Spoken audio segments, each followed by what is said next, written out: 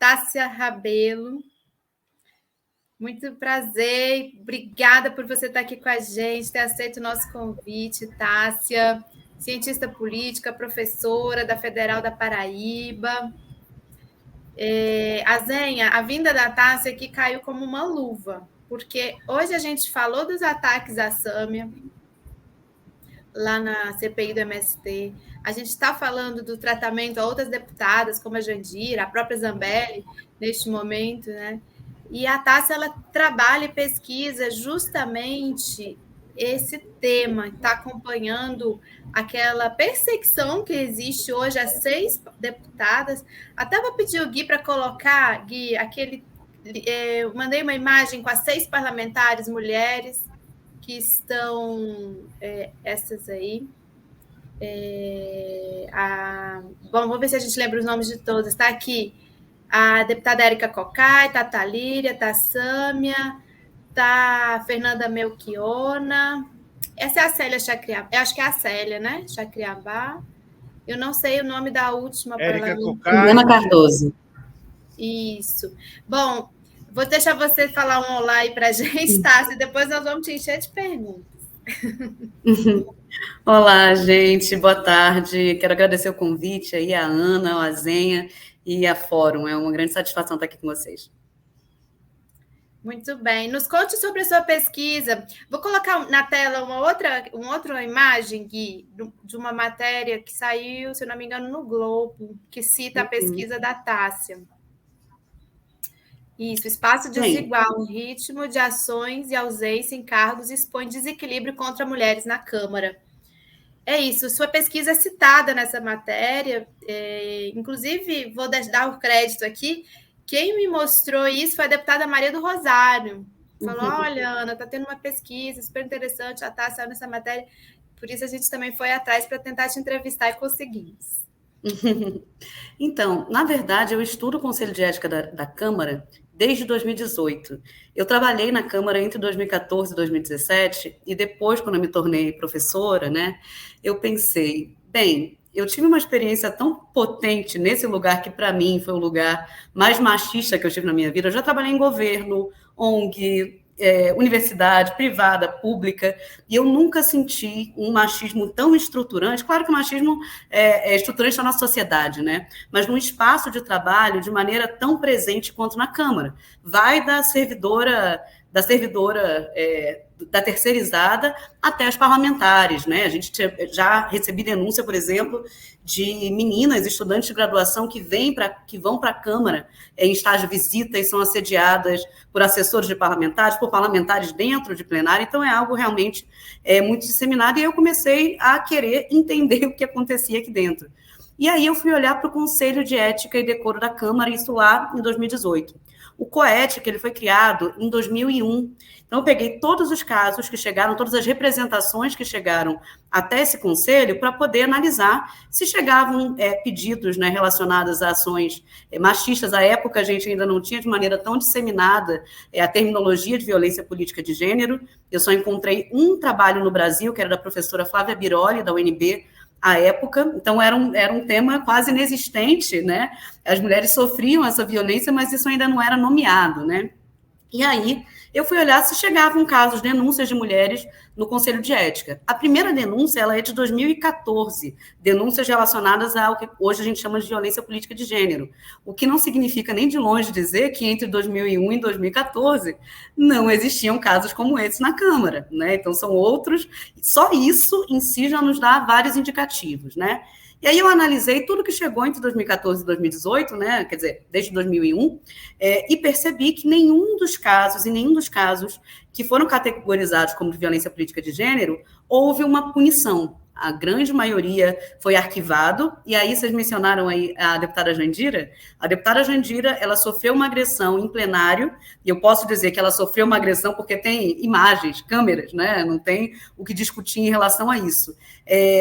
Foi aberta, né, foi um pedido de uma representação, nesse caso, foi contra o deputado Roberto Freire, e é um caso que para mim é muito emblemático, né, porque tem imagens mostrando que ele a agride, mas foi pedido a retirada né, pelo próprio partido da deputada, foi pedida a retirada, não aconteceu, porque já tinha sido encaminhado, mas o que me chama a atenção é que o relatório do parecerista é extremamente laudatório com o deputado Roberto Freire, colocando a deputada Jandira na condição em que grande parte das mulheres são colocadas na política, né, histéricas, exageradas, né? Hoje a gente viu a situação da Sâmia, né, na CPI do MST. O que aconteceu com a Sâmia hoje é o dia a dia das mulheres dentro da Câmara dos Deputados, né? Então, eu analisei primeiro isso, então o Conselho de Ética era o lugar da impunidade, quando se tratava do caso de mulheres. O que eu percebi esse ano e comecei a pesquisar? Que esse lugar da impunidade agora está sendo instrumentalizado contra essas mulheres, né? Então, eu fiz um levantamento, né, para verificar a quantidade de casos de representações contra essas mulheres, comparando com o tamanho, né, dessas mulheres na casa, né? A gente teve um crescimento da presença feminina aqui na Câmara, mas as mulheres não chegam a 18%, né? Mas é desproporcional a quantidade de representações no Conselho de Ética se a gente for comparar com a quantidade de mulheres deputadas na atual legislatura. E também, o que essa matéria que a Ana citou mostra dessa semana, é que existe uma discricionalidade em relação ao tempo de tramitação. Enquanto casos como, por exemplo, do Nicolas Ferreira, do deputado José Medeiros, demoraram meses para chegarem ao Conselho de Ética e depois terem designação de relator, parecer, os casos das mulheres ocorreram em dias, né? Então, mostra 2 pesos e 2 medidas.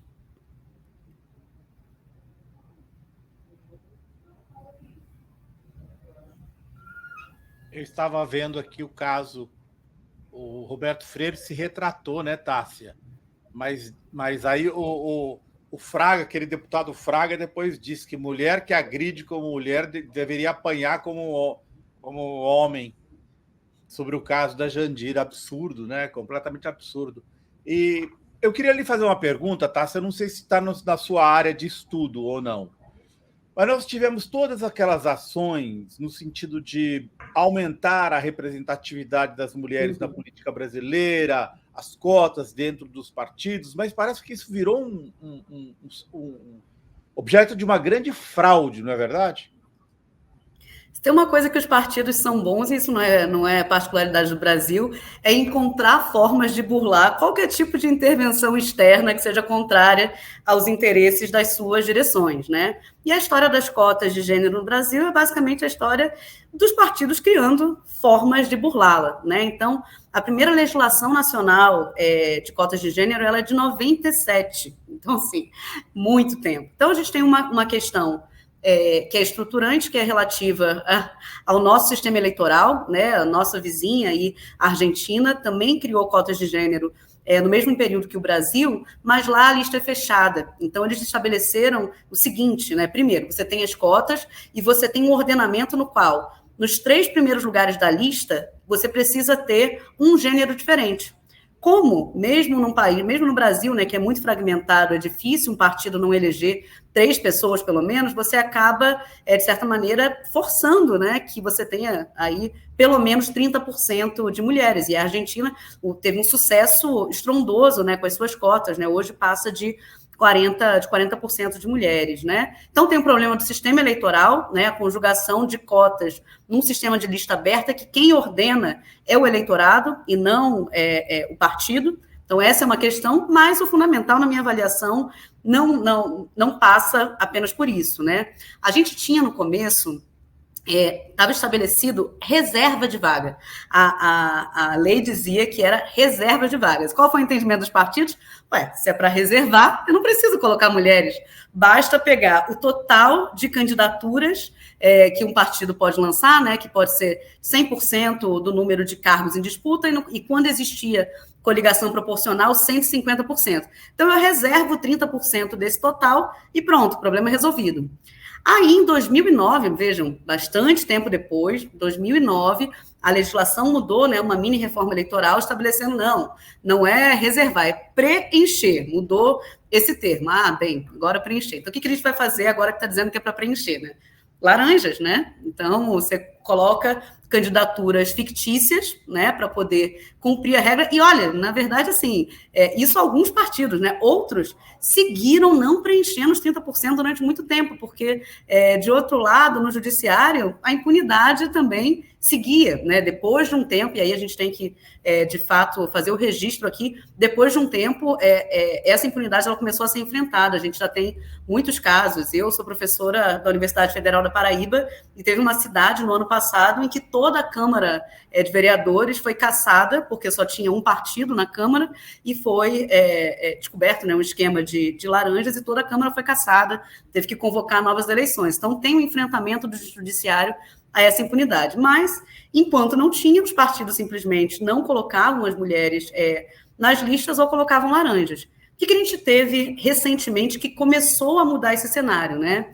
Nas últimas 2 eleições, houve um crescimento seguido de mulheres eleitas para a Câmara dos Deputados.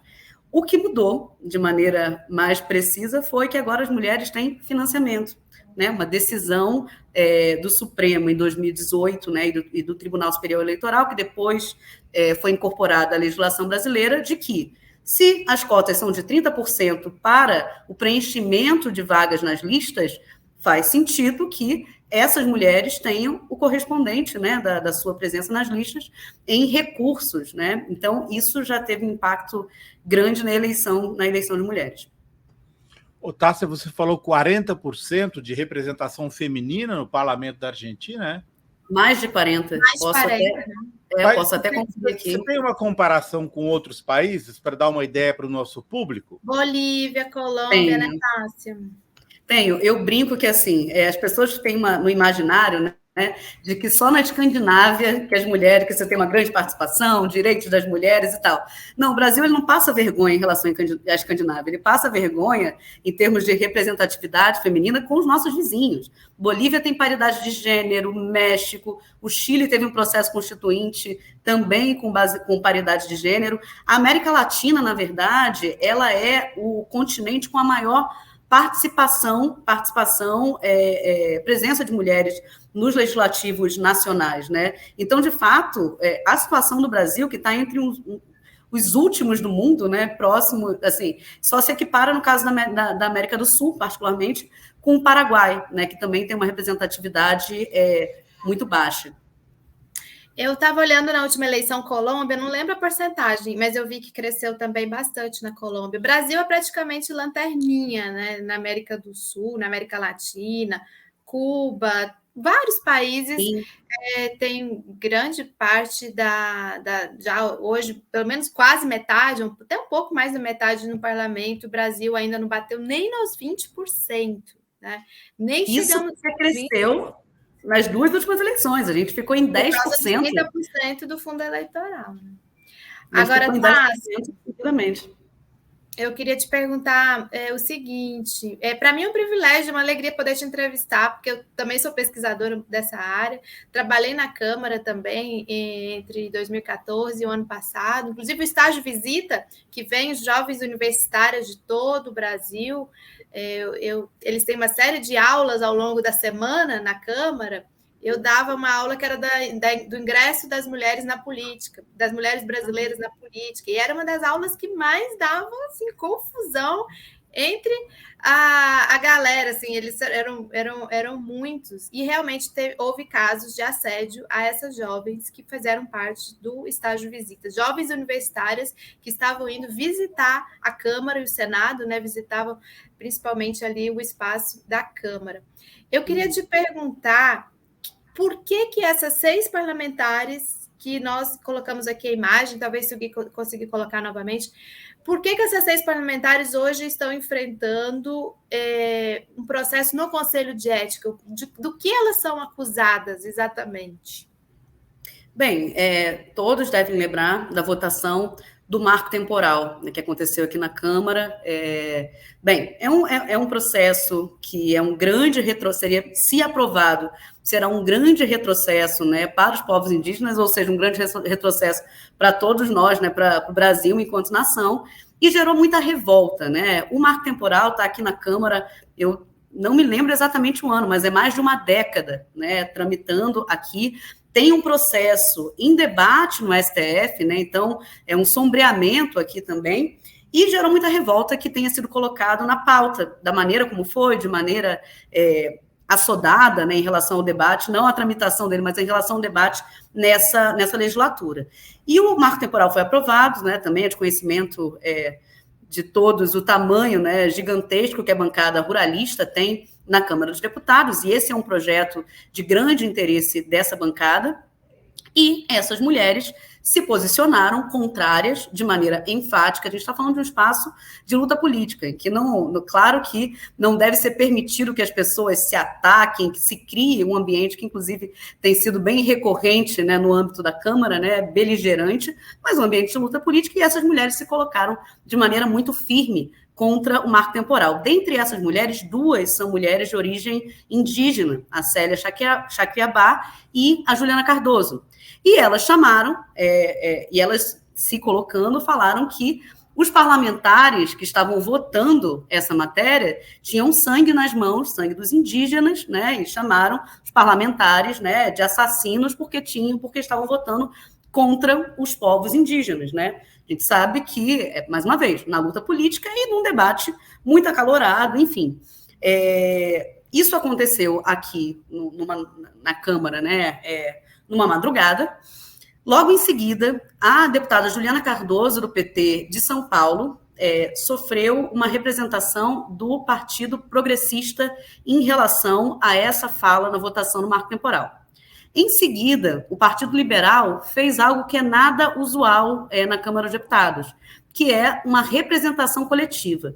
Eu pesquisei para ver se já havia existido alguma representação coletiva. Mesmo nos casos de CPI, né? Então a gente tem, por exemplo, em 2005, CPI dos Correios, né? Você tem algumas CPIs que indiciam e abrem representações contra muitos parlamentares relacionados ao mesmo tema. Mesmo nesses casos, não é nada usual representação coletiva. Eu só consegui identificar 2, e eram de 2 pessoas, né? Então, uma representação coletiva jamais com 6 parlamentares, né? Isso jamais tinha acontecido. Muito menos 6 parlamentares mulheres, né? Que representam, como eu disse aqui, 17,5% apenas da Câmara, né? Então, foram essas 2 representações, e a Thalíria também tem uma outra representação contra ela, em relação a uma fala dela, destinada ao Ricardo Salles, né, o que mostra que também tem o caso da representação coletiva, o caso em separado da Juliana Cardoso sobre o mesmo tema e o caso da Thalíria, né? Então, o que dá indícios, na verdade, de um processo sistemático de perseguição. Quando a gente soma isso com o tempo em que esses processos estão andando, a gente percebe que tem algo de diferente na utilização do Conselho de Ética contra essas mulheres. Verdade.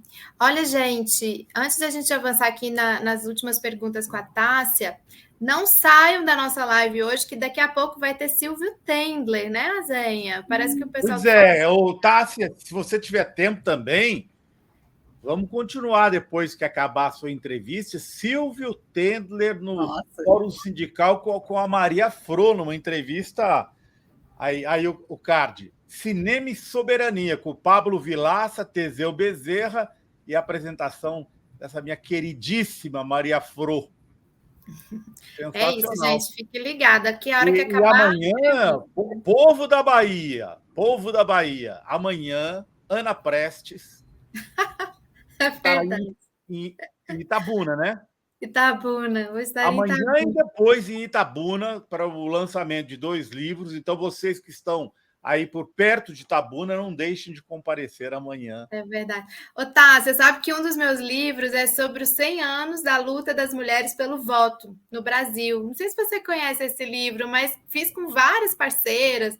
A Dilma fez o prefácio, a Flávia Biroli faz outro prefácio. São 2 prefácios, da Dilma e da Flávia. Tem parlamentares escrevendo. Depois eu vou dar um jeito desse livro chegar para ti. É um livro que a gente pega lá desde os anos 20 as lutas pela conquista do voto, as sufragistas, né? Almerinda Gama, Berta Lutz e todas, e a gente chega até agora os 90 anos, é quando a gente fez 90 anos da conquista propriamente do voto, né?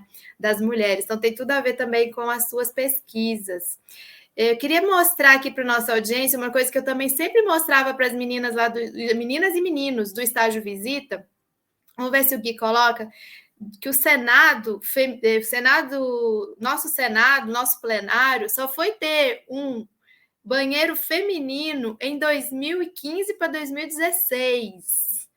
Isso para a gente mostrar como a estrutura física do nosso parlamento pode tirar, Gui, até assim, as paredes, assim, tudo físico foi feito como se as mulheres não fossem fazer parte. Então, tem as senadoras, a Emília Fernandes e outras, que foram das primeiras, elas contam que para elas irem ao banheiro, elas tinham que dar toda uma volta, não sei aonde, para os homens tinham o banheiro lá no plenário do Senado. Imagina isso, 2016, gente.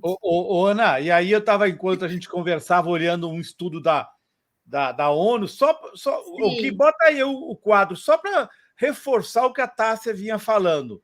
Bota aquele quadro da representação parlamentar, Gui.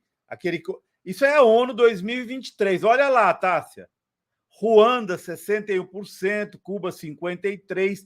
A média mundial, Tássia, é 25%. Quer dizer, o Brasil está bem abaixo da média mundial. Ó, Bolívia, 46,2%.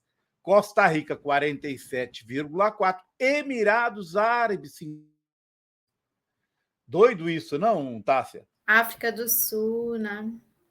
E a média nas Américas, mesmo com uma representação pequena também dos Estados Unidos, que também tem a ver com o sistema, é de 34%, né? Muito acima da média mundial. E a gente está aqui, e mesmo assim com tanta dificuldade, né? Dando passos tão curtos em relação à presença de mulheres. E as que chegam na Câmara passando pelo que passam, né?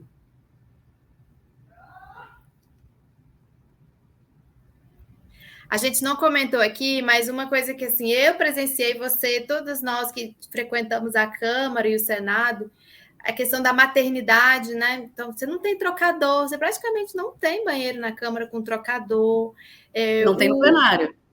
A Sâmia, por exemplo, estava essa semana com o filho lá, se ela precisasse trocar, ela ia ter que sair do plenário e ir até a Talíria, exato, e até o anexo 2 para poder conseguir. Mulheres que foram mães, por exemplo, eu conheço bastante o caso da Manuela Dávila com a Laura, ela decidiu não concorrer mais para a Câmara Federal, ela decidiu ter filhos, e a Áurea Carolina, que teve o bebê no meio do mandato e foi muito complicado e resolveu, inclusive, não voltar para a Câmara também, não concorrer novamente, por conta das dificuldades em você ser mãe e parlamentar. Esse é um outro tema também, que é muito, que ainda a gente precisa avançar muito, né, Tássia? E o que você acha, já te encaminhando assim para o nosso final, o que você acha da proposta da reserva de vagas mesmo, para valer, reserva de vagas? Assim, a minha opinião pessoal é de que se a gente não fizer reserva de vagas, com essa lei de cotas aí, a gente não vai avançar. Pois com o nosso, como eu estava dizendo, né, com o nosso sistema eleitoral, a mera reserva de vagas para candidaturas, que é o que prevê as cotas atuais, não resolve o problema, né? Tanto é que se passaram décadas e a gente só conseguiu ter algum avanço com o financiamento, primeiro, né, com uma modificação também no financiamento eleitoral de campanha no Brasil, né, a partir da proibição das doações empresariais e depois os 30%, mínimo de 30% para candidaturas femininas. Mais um aumento, um incremento expressivo, eu também acho que de maneira imediata, porque a gente não quer esperar, né, as nossas netas, né, chegarem na Câmara e no Senado, né? Seria bom que fosse logo, até porque são casas que debatem projetos que são fundamentais para a vida de toda a população e das mulheres, por óbvio, precisam da perspectiva das mulheres. Então, para você ter um crescimento mais imediato, eu também acredito que só via reserva de vagas. Agora, a gente sabe também que o Congresso assim como os partidos, não costuma legislar para colocar em risco os mandatos dos atuais, dos incumbentes, né? Então, precisa de muita pressão, de muita articulação de fora para dentro, como no caso da perseguição às mulheres, que está acontecendo, né, com a campanha Elas Ficam, para que a gente consiga, de fato, uma conquista como essa. Não é nada simples. Existem alguns projetos que já tramitaram aqui na Câmara em reformas políticas anteriores e que não tiveram sucesso, né, sobre reserva de vagas. Tassi, no que se refere ao executivo, porque aí não depende de passar no Congresso, você não acha que o governo Lula já deveria ter começado com paridade no Ministério? Essa era a minha opinião na época. Eu fui detonado no Twitter, porque não pode, você não sabe, tal, tem que dar liberdade para o presidente, então fiquei até preocupado. Mas você não acha que devia ter começado por aí, com paridade no Ministério? Então, acho que deveria. Não estou dizendo que é simples, não estou dizendo que é uma equação que você resolve do dia para a noite, mas tem coisas que são completamente inaceitáveis. Hoje foi a posse do ministro do Turismo. Não sei se vocês viram alguma imagem. Gente, poderia ser uma posse no governo Temer, no governo Bolsonaro, porque não era só a substituição de uma ministra mulher, né? Independente de toda a polêmica que surgiu a partir da indicação da ex-ministra Daniela, não estou entrando aqui no mérito, mas era uma mesa gigante só com homens. E, assim, me chamou muita atenção, né? Porque a gente está falando de um governo de esquerda no qual, aliás, presidido por um presidente que vem do partido que foi o primeiro a ter cotas para as suas direções na América Latina. Então, não é um debate novo, que não tem ninguém pressionando, né? O próprio Zenha falando aqui, não, devia ter paridade desde o início. Então, assim, isso mostra também que mesmo dentro da esquerda, mesmo dentro de espaços progressistas, a gente tem muito a caminhar ainda, né? E é isso, é muito ruim, a Ana deve saber muito bem como é, né? Que nós, feministas, e que estamos na academia, na política, nesse espaço, a gente é taxada como chata, né? E é chato ser assim, porque a gente precisa falar o tempo todo, porque se a gente não fala o tempo todo, acontecem coisas como a cerimônia de hoje, né? Tem a foto aí, viu, Gui? Gui, quer botar a foto para ilustrar o que a Tássia falou?